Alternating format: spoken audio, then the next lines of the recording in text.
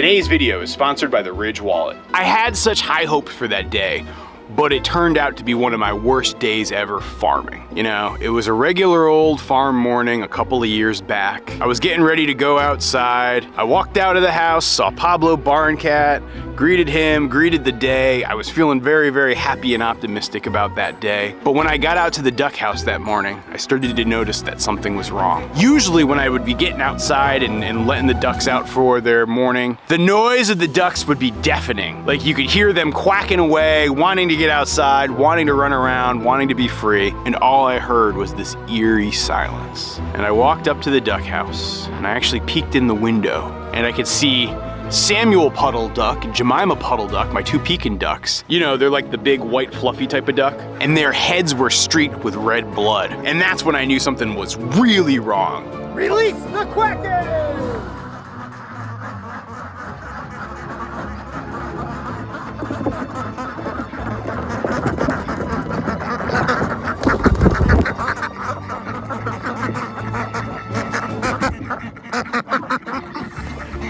I quickly opened the door to the duck house and looked inside, and nearly all of my ducks were injured and maimed and bloody. They looked horrible. Clearly they'd been attacked. Clearly some creature had snuck inside the duck house at night and came in there, and it looked like they had these bites and attack marks on the back of their head and the back of their neck. Some of them looked like they would be okay, but other ones looked like they were on the verge of death. I did a quick head count and all of the ducks seemed to be there, except I was missing one duck. I mean, here I was, a beginning duck farmer, and it was my job to keep my ducks safe and protected, and I had failed spectacularly at that job. I was supposed to create a predator-proof house for my animals, and this rickety old shed was proving to be porous, and it cost me lives. Eventually I found one dead duck hidden in the back of the duck house. It had been attacked, it had been eaten a little bit, but mostly maimed. I wasn't even quite sure what the predator was that did this at that moment. Whatever predator it was, it slipped somewhere in between the porous structure of the duck house. You know, if you flash back on what this structure looked like back when the attack happened, it wasn't too different. The biggest difference is I've actually surrounded the entire structure with hardware cloth at this point. But ultimately I did figure out what the awful predator was, and now before I tell you about it, I do want to take a moment to tell you about today's video sponsor, the Ridge Wallet. Now, regular viewers of Goldshaw Farm know that I'm a huge fan of the Ridge Wallet. It is sleek, it is lightweight, it has all the space you need to hold as many cards as you need to hold. It even has a built-in money clip. And if there's one thing I've been thankful for over the course of this year, it's been the addition of the Ridge Wallet into my pocket. Because it means that my wallet no longer leaves me feeling lopsided and bulky, and it's now become super, super slick. And for a very, very short time only, you can get your own Ridge Wallet. All you have to do is use the link down below and our offer code, which is Goldshaw Farm. You know, I will say this Ridge Wallet is Morgan Gold tested and chicken approved. Isn't that right, gals?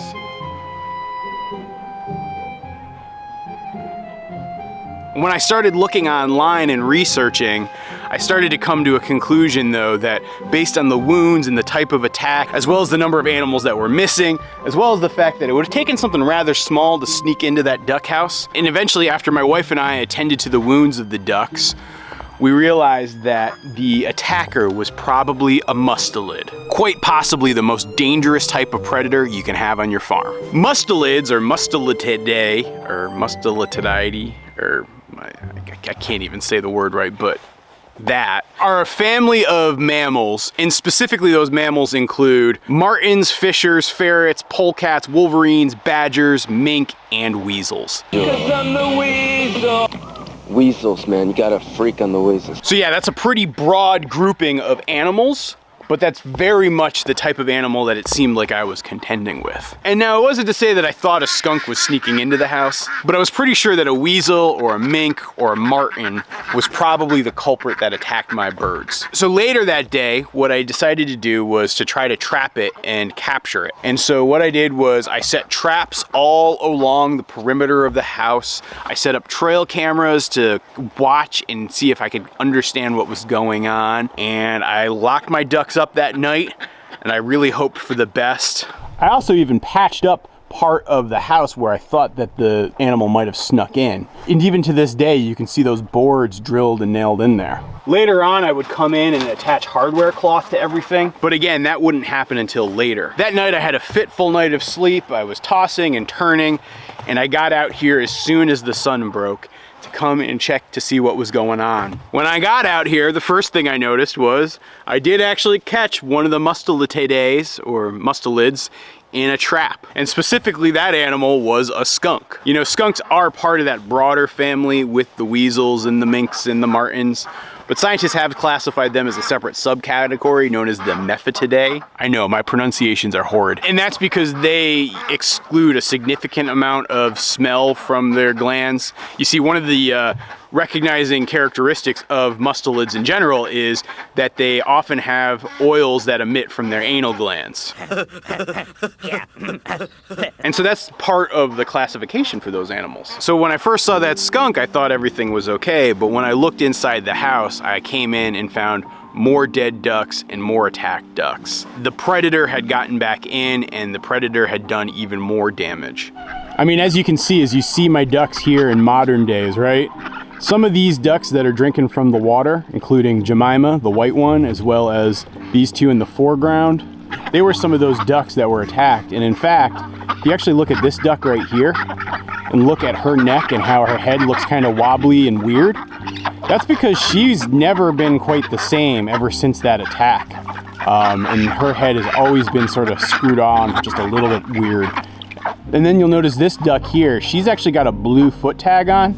I put that blue foot tag on to help me identify her when she was first injured. And she's doing pretty good, but it's amazing to see her a couple of years later walking around. Yeah, I mean, you can see her in this photo here where she, is clearly looking like she's on the verge of death, but no, she survived and she did well. I mean, ultimately from this predator attack, I think I lost about 6 or 7 ducks from my flock. And these were ducks that I'd raised from babies, and they were just about entering into their prime egg laying years. And I don't know, it was a financial loss for me, but it was also just personally a difficult loss too. When I checked the trail cameras though, I immediately found my culprit. It was a mink. Now mink are very similar to weasels, but they're a little bit bigger. They're larger bodied.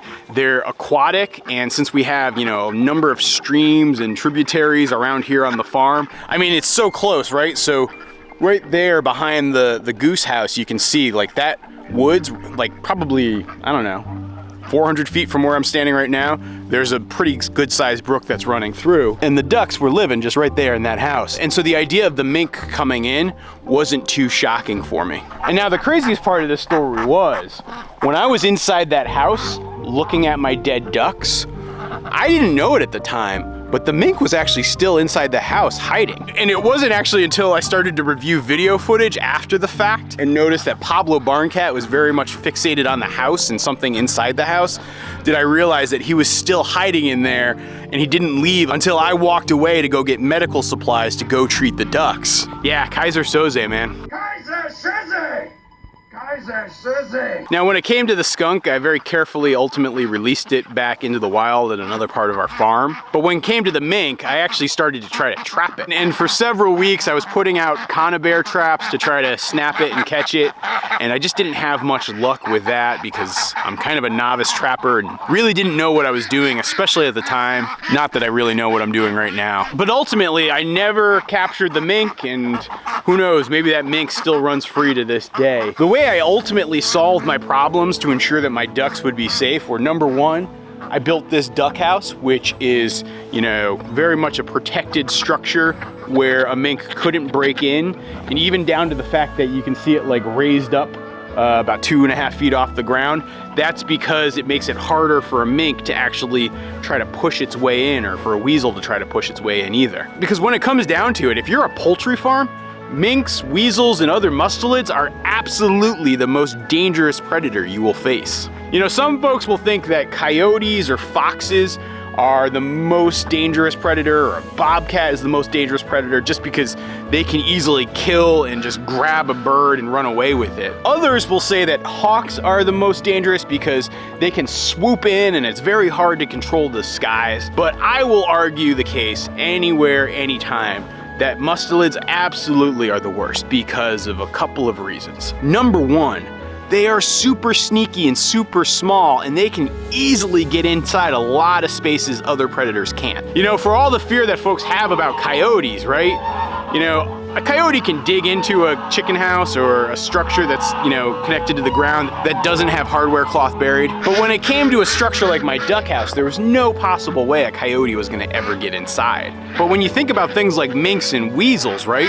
A weasel can fit inside an area the size of a quarter, maybe even the size of a nickel. So the structures that you need to keep your animals in to keep them safe from those predators need to be absolutely airtight, or well, not technically airtight, but weasel tight. And that's a much harder thing to do than you might think. And now the second reason that I would say that weasels are the most dangerous type of predator, it's because they will often attack not just one bird, but many birds. You know, people will talk about raccoons liking to kill birds for fun, but I have personally heard stories of weasels wiping out entire flocks of birds, and not eating them, but just really biting the back of their neck, drinking some of their blood, and then moving on to the next bird. And when it comes to ducks and chickens, there's not too much that they can do. Now, you might be wondering, as you look at my giant goose house back here behind me, how I could keep my birds in good conscience in a place like this. But I will tell you, I'm not very worried about that one, because as far as the geese go,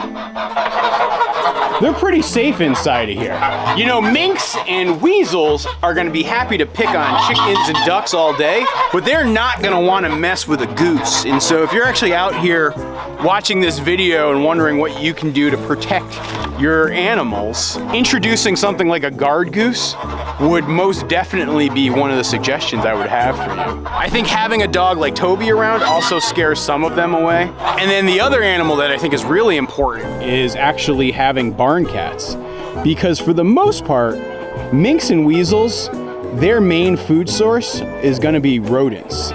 And so having Molly and Ginny and Pablo around here, ensuring that we don't have an excess rodent population, is an important part of keeping the mustelids away. You know, this kind of gets back to that point that I keep making over and over and over in my videos, that when it comes to managing your farm or your homestead, you've got to think about it as an ecosystem, and there's a lot of cause and effect, and one situation is going to trigger another situation. And so by having chickens or ducks, you're going to have grain and feed. That grain and feed is going to attract rodents. Those rodents can attract predators like foxes and coyotes and mink and weasels. And so that automatically creates a security threat for your birds. By introducing a barn cat into the mix, what you're doing is adding a predator that keeps one of the problem animals in check. And so while a cat's not going to attack a mink and they pretty much just leave each other alone, what you're going to find is a cat's going to prevent a mink from coming around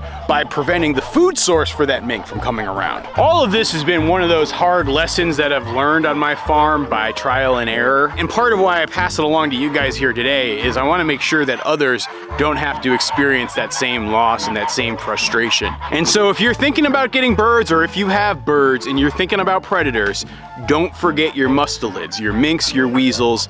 They are around. Heck, even a couple of weeks ago when I put some trail cameras out to watch some of the compost from when I butchered some birds, while we had plenty of visitors like bobcats and coyotes and bears, we also had a weasel show up. But one of the interesting things I noticed about the weasel that showed up was it didn't seem actually all that interested in eating the carrion. You know, when it comes to weasels, when it comes to mustelids, they are hunters. They like to attack prey, they like to kill prey. While they won't necessarily turn away some fresh killed meat, they're not exactly fans of it. That even comes down to why they would necessarily attack so many of my birds. What they're looking for is that burst of blood. For some reason, that just fuels them. I would actually love to study the evolutionary reason of why that is.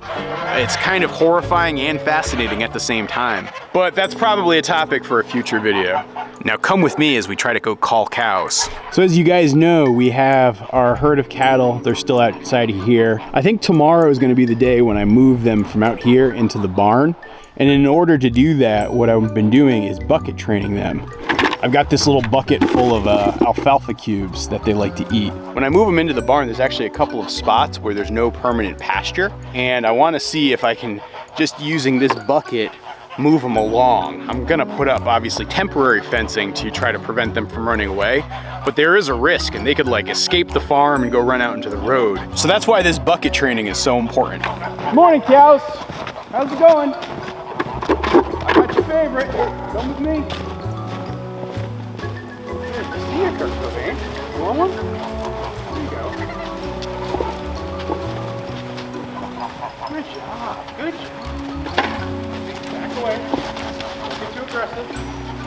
I've been patiently practicing this one for almost 2 months now, and it's so gratifying to see it working like this. You know, when they first showed up on the farm, I was miserable. I thought I'd made a big mistake when they started escaping. But as I've learned how to work with them, it has become one of the most rewarding feelings you can ever experience.